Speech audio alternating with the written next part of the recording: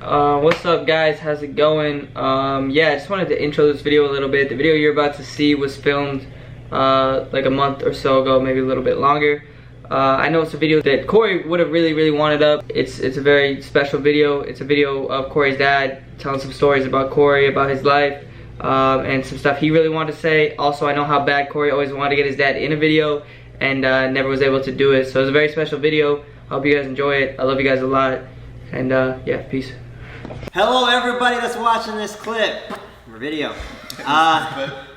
It's a long So Corey has always wanted to put his dad in a YouTube video and has always failed. So today we want to do something that Corey was never able to do and put Corey's dad, Simon, in a YouTube video with all of us. So introducing Simon LeBaire.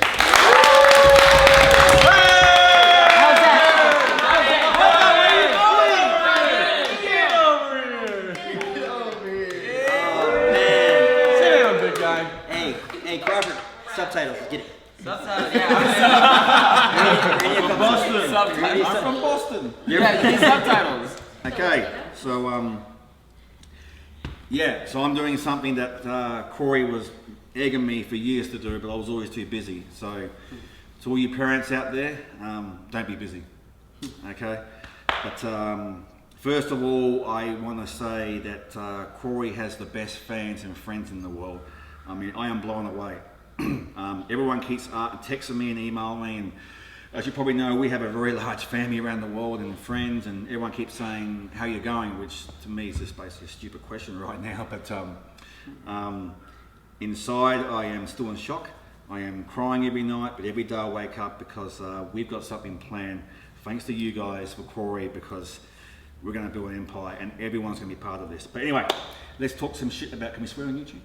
Yes, Corey did all the time. The camera over there. Oh, I know. He's been looking at that. I'm hiding my tears. Look at this. Oh, okay. I am. Right. Yeah. Is the light on yet? Cut the screen so no one. Alright, rehearsal went great. You ready to film? Thanks. Let's redo the whole thing now, right? Yeah. No, just start. Okay. So basically, we try to work out what I could actually come on and talk about. Well, I've got a lot of stuff about Corey that probably most of you guys don't know. That everyone's going to know about now, but it's probably most of you know. It's just what Corey is. Yeah. From day one, Corey was. Oh, don't do this. So with the video ends because we can't put any of the rest of it. Yeah. What was that? What? There's going to be a lot of editing after this. So it's going to take you 2 weeks. Crawford got it. So. Go Crawford. So anyway. No problem. You got this? You got this? So let's talk about Corey. So from day one, and I'm going to get through this. For day one, Corey was just.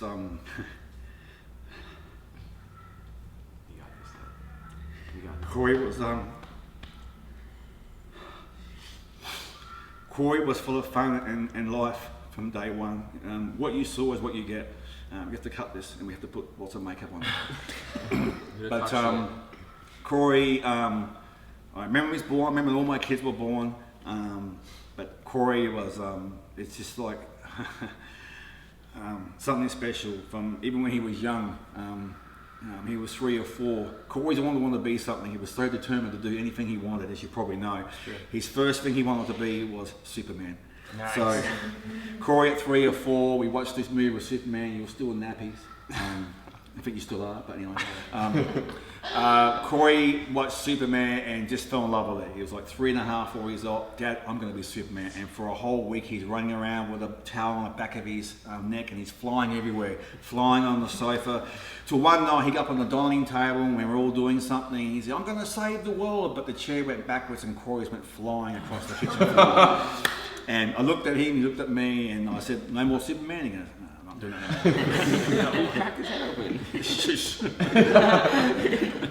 But then that's one story. Then Corey, as you probably know, I played a bit of football, and Corey used to come out and watch me and all the kids, and Dad, I'm going to be a famous football player. I said, okay, let's do this. So he wanted to start playing at 5.5. You can't really start playing until you're 7 or 8, but nothing stops Corey. So he just kept hounding me, okay, we'll take you to training and just play around with the ball and see how you go. And the first week he did it, and the coach picked the team, and Corey starts getting upset. So what's wrong? I didn't get picked in the team. Corey, you're 5.5. I told you that. You can't play for another year and a half. Oh, no, okay. So I want to get in the team, so we'll train harder. And that next week, he smashed it. And the coach actually gave him a chance, and his first game, he kicked everyone's ass. Wow. This little, you see it now, this little... Jersey down his this little kid, and everyone's going like, yeah, he'll just blow over. Nah, he had no fear. He knocked it out, and for the next years to come, Corey was always best on ground, and your grandfather was always cutting out at the local paper on Wednesdays, and you look there, you look for Corey's name, and my dad had a scrapbook full. It was just every week. Corey won trophies. He wanted to be a professional footballer. It got a bit expensive after, because one day I kicked a few goals, and he goes, Dad, I'm going to kick more than you tomorrow. I said, that's 6 goals. He goes, I got this, Dad. Okay. And Dad, will you give me some money for it? Yeah, I'll give you $1 each, because there's no way he's going to do it. He goes out and kicks 6 goals the next day.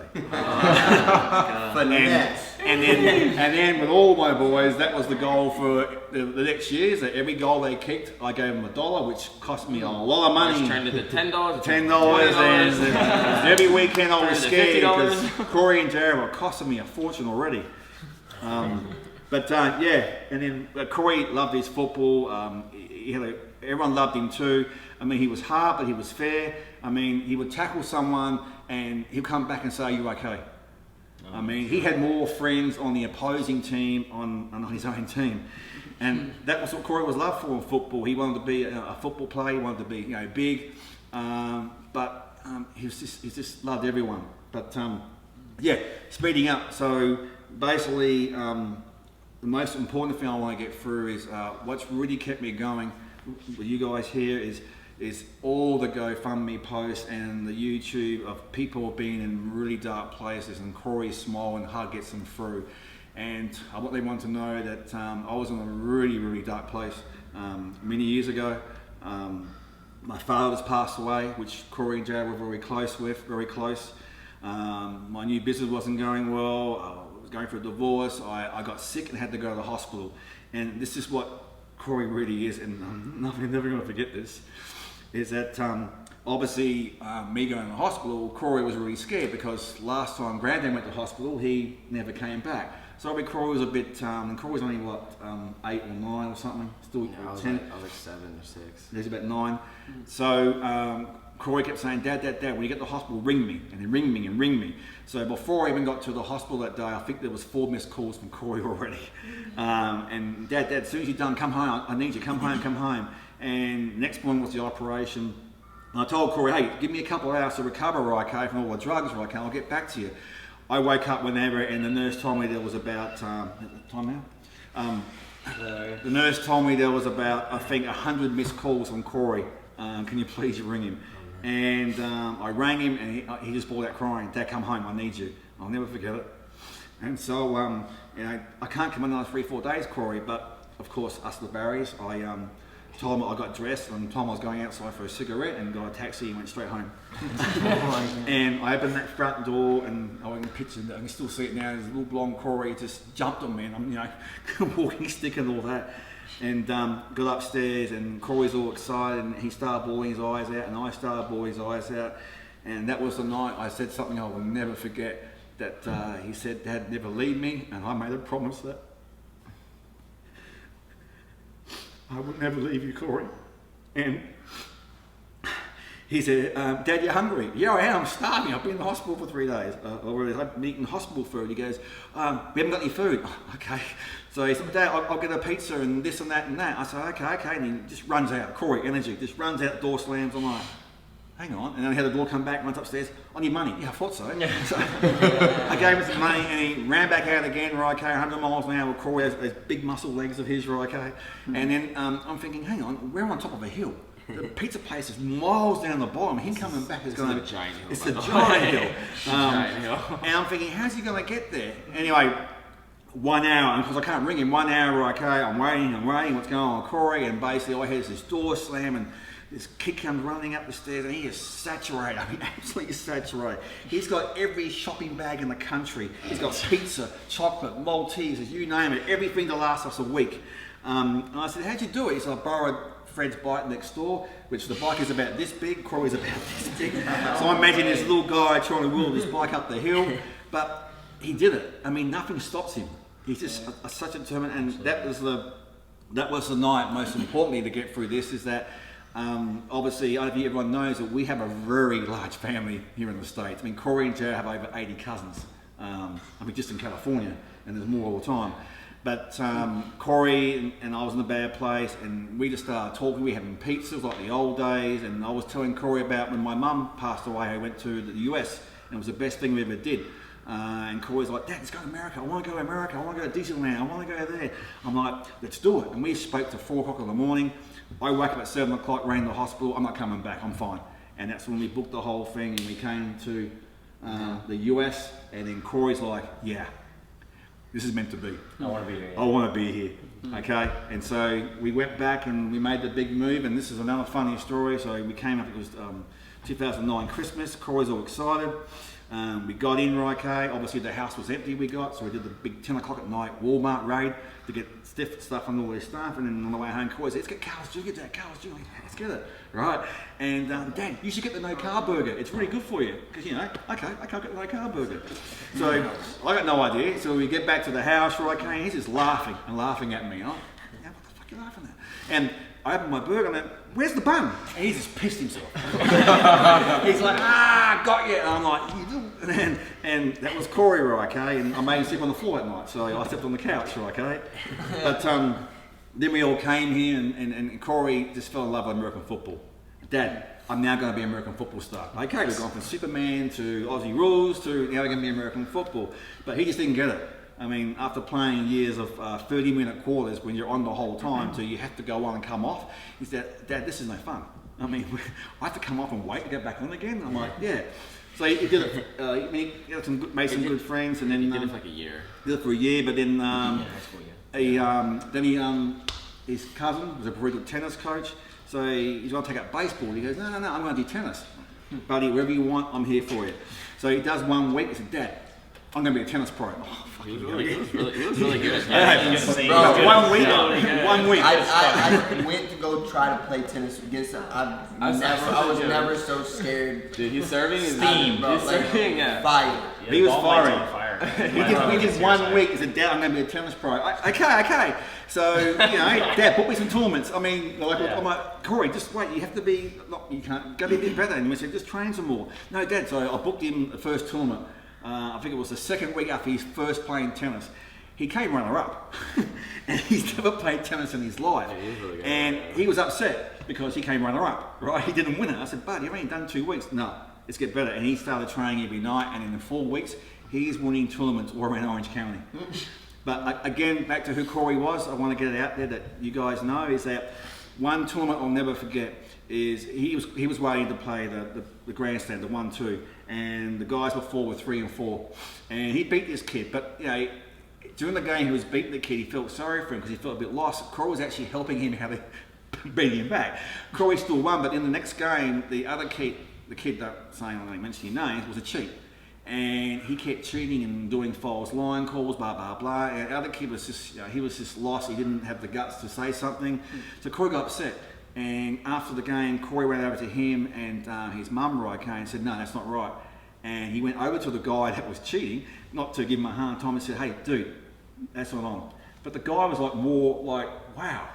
You know, did not like piss with him for saying it. He's like, wow, you're cool, I agree with you. And the kid went to the judge and told him that, yeah, that kid should win. And that kid just hugged Corey, as you know Corey's hugs, that kid, and I was like, wow. So Corey did that, and he won that tournament. And then he led the San Quentin High School to a CIF championship. So basically, and he met Novak, went to Indiana World. So I was running around the country and this taking the tournaments, and I'm going to be a tennis pro. And I mean, he had the bill for it. But then he met a couple of guys that did social media. And he's like, wow. There's a couple of guys. Right. Wow, you can make money. You can make money and get girls out of this, and there's no football training and tennis training. What am I doing wrong? Dropped everything. Right, yes, he did. Just like, I'm like, so how's tennis going? No, Dad. I'm going to be a YouTuber now. Yeah.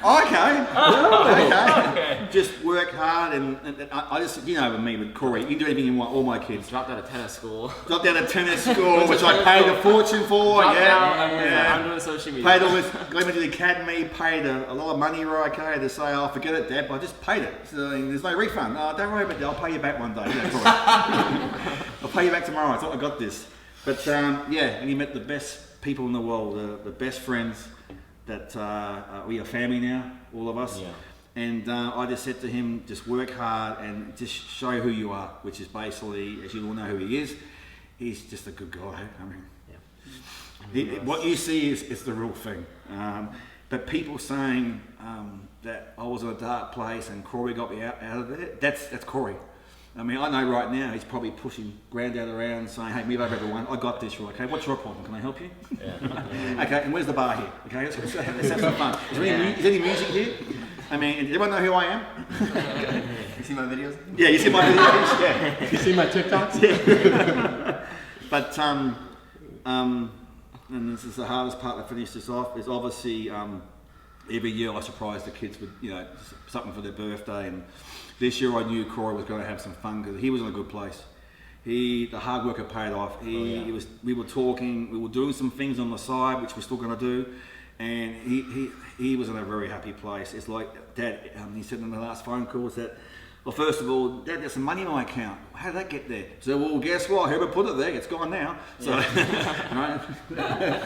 And then, in the last conversation we had is that, I said, everything good? He said, Dad, everything is great. I am really happy. I'm really happy. And I said, I love you. And that was the last time I spoke to him. But I do know on Sunday that he was so happy. I mean, we don't wish this happened, but just from the texts that morning, and he was very happy. And you guys made that happen. And I'm going to make sure that everyone's going to remember Corey for the rest of their lives, and he is going to give back as he wanted to. He wanted to give back, and he's going to do that, and nothing's going to stop me. Okay? Yeah. And I love you all. I love everyone. Thank you. Love you too, man. Love you guys. Done. Love you too, man. Okay, cut. Do it again. That was shit.